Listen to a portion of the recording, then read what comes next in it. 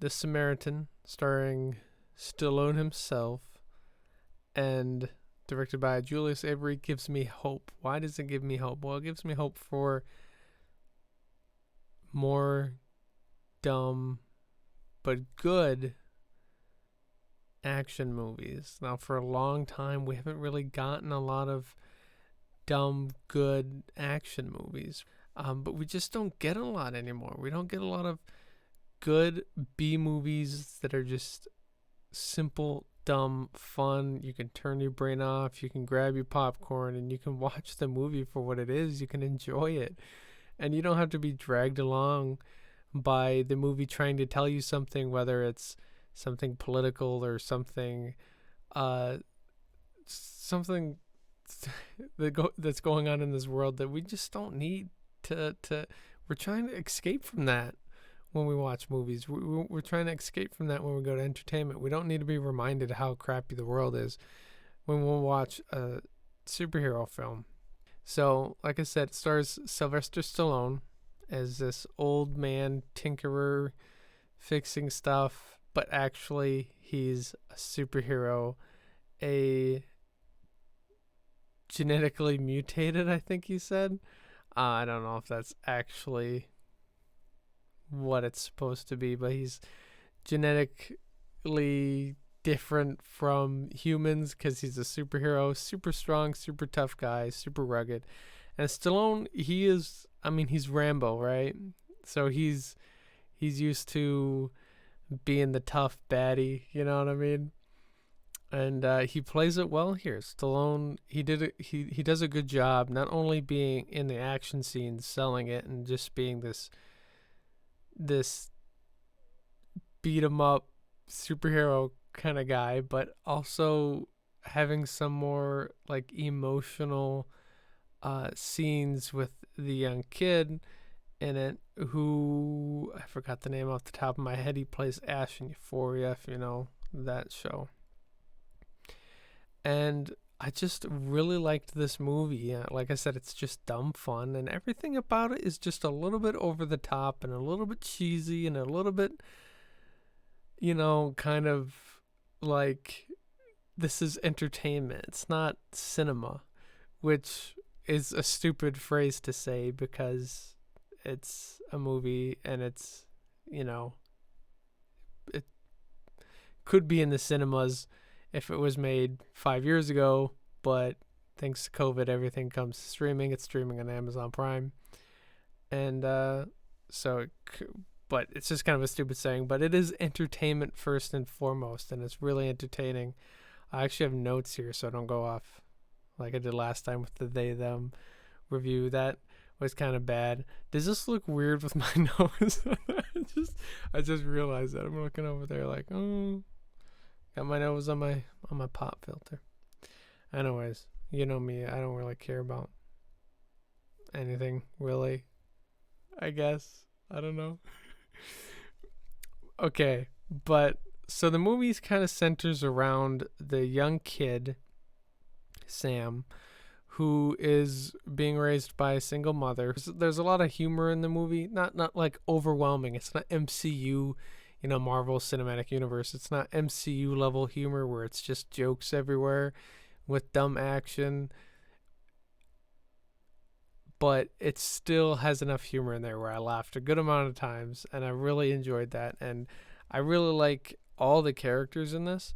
I mean, the bad guys are stereotypical bad guys. They even look like bad guys. Like, if you saw them, you would be like, yeah, they're bad guys from, like, a movie made 20 years ago because they're just so stereotypical bad guys.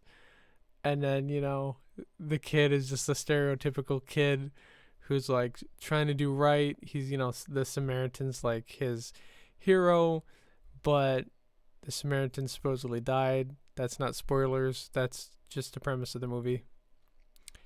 And he gets caught up into some not so legal stuff, and I'm not gonna spoil it, but anyways, it's Samaritan, and he can't stay fake dead for long, right? Obviously, that's just the premise of the movie.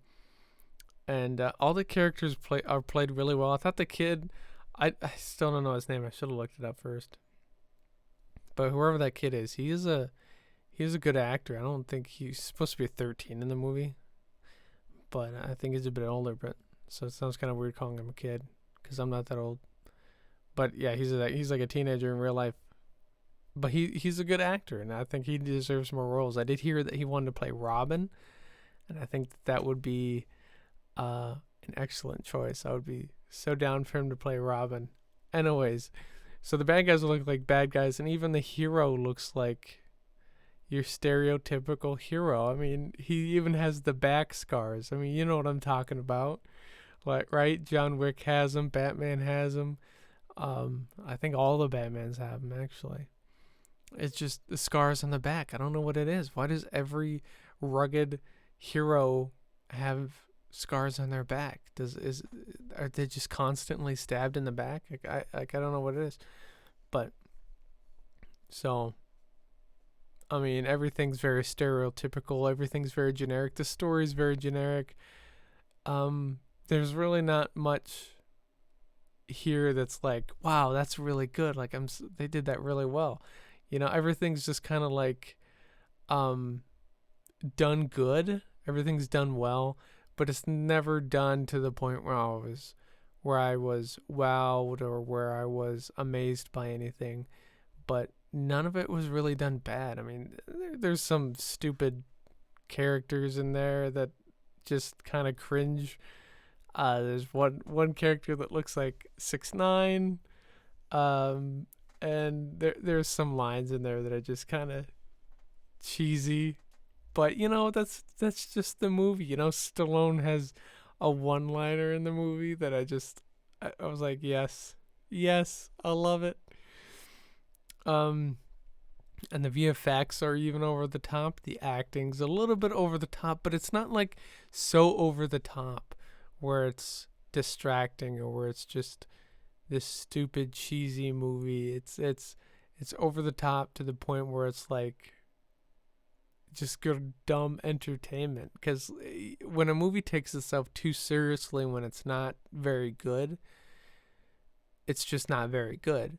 But if a movie is a little cheesy, it's a little over the top, and focuses more on entertaining and less about being serious, that not so good movie actually ends up being pretty good, like 90% of the time. So the pacing was actually really good in this movie. Whoa, don't move on me. And I really did enjoy it. There was never really a dull moment. There's still moments where there's character development. There's still moments where there's, scenes to make you sympathize for the main character, not Stallone, but the kid, Sam, and his mother, just going through tough times, living in the tough world that they live in. They live in a fictional city, Granite City, that's going through a homeless crisis, and, their world's kind of going into chaos while the villain's trying to speed it up, right? You got to burn it down to build it back up, he says at one point.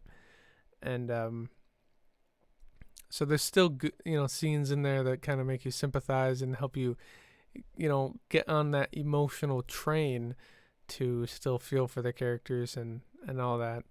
But not enough where it's like, oh, yes, we get it. They're poor, yes, oh, yeah, It keeps it moving along. There's plenty of action, and the action in this movie is good. Actually, I take back what I said earlier when I said nothing in this movie was really wowed me, and it was all just good. The action in this movie is good up until I think it's about an hour 15 in. It gets to the last, the climax of the movie, right? And it's like I was smiling ear to ear because I love me a good artsy film. I mean, all my favorite films are just artsy films that seemingly nobody else likes. But I will say, I am just a sucker for excellent, well done action scenes, and the climax of this film was just this glorious action scene. I mean, from start to finish. And it's still cliche. You still know how it's going to end. And there is a twist there at the end, which I guessed about 20 minutes into the movie because they kind of hint at it. And I watch a lot of movies, and it's kind of predictable. I think most people are probably going to guess the twist at the end, but if you don't, it's still a neat little twist. And it does have some heart to it. I mean, this movie isn't just a dumb action movie. It does have some heart to it, and what it says is that everything and everyone can change, and everybody has good and evil in them, and it's up to you to do what's right. And it does also have a few other things that it says here and there that just kind of throwaway lines. He says at one point, what I really liked is he says at one point, this is what happens when you get two genetically modified superheroes to solve all your problems. If you don't solve your problems are going to solve you. In other words, nobody can solve your problems for you. You have to solve them. And I think that's a really good analogy that they kind of threw in there and kind of threw away because it's never referenced or talked again. But the one downside I have to the action in this movie is that it's PG-13, which is totally fine. I really think that a movie could be rated G and be, an excellent movie. I don't think, it really matters what the people who give those ratings say, whether it's R or PG-13. It doesn't mean it's a good movie or bad movie. But when you have superheroes beating people up, shoving them through walls, hitting them with sledgehammers, and they're just kind of getting wire gagged away every time they get hit, it goes a little too over the top cheesy there for me. And I thought that if it was rated R and maybe it was a little bit more brutal in the action scenes, that if it was just a little more grounded there, I think it would have been like some really excellent action scenes in this movie. So that does kind of hold it back, but that's just my opinion. I mean, this whole thing is just my opinion. Anyways, yeah, so the acting's really good. The directing was really good too. Was good. The action scenes were really good, especially the climax. There's a little bit of humor.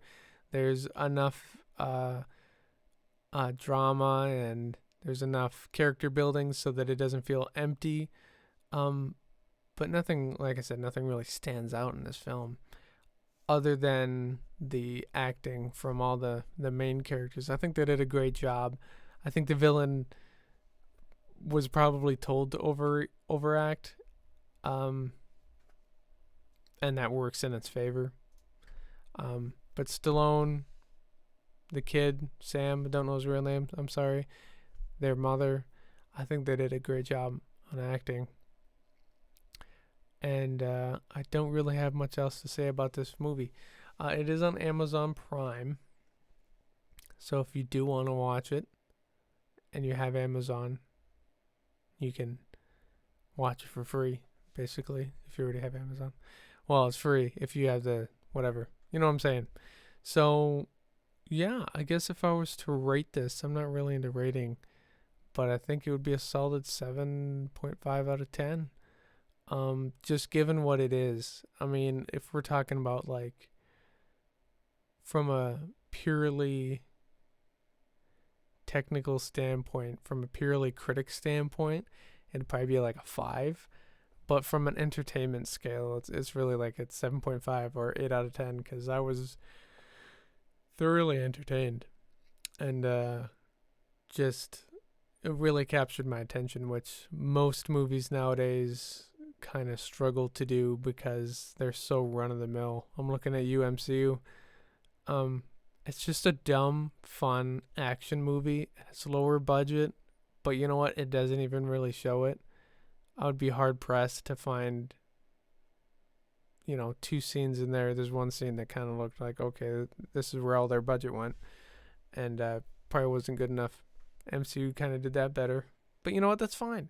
I don't go to movies to be wowed by visual effects all the time. I mean, nobody needs that unless it's Kong versus Godzilla. In that case, you better have good visual effects. Anyways, that's what I have to say about the movie. If you guys seen it, let me know down below what you guys think. Be sure to leave a like, subscribe for more. I also do reactions on this channel to music and probably some other stuff coming up because I just like do stuff on a whim and it all just gets uploaded to the channel. So yeah, like, comment, subscribe, and I'll check you guys out on the next one. Peace out. Let me just start recording.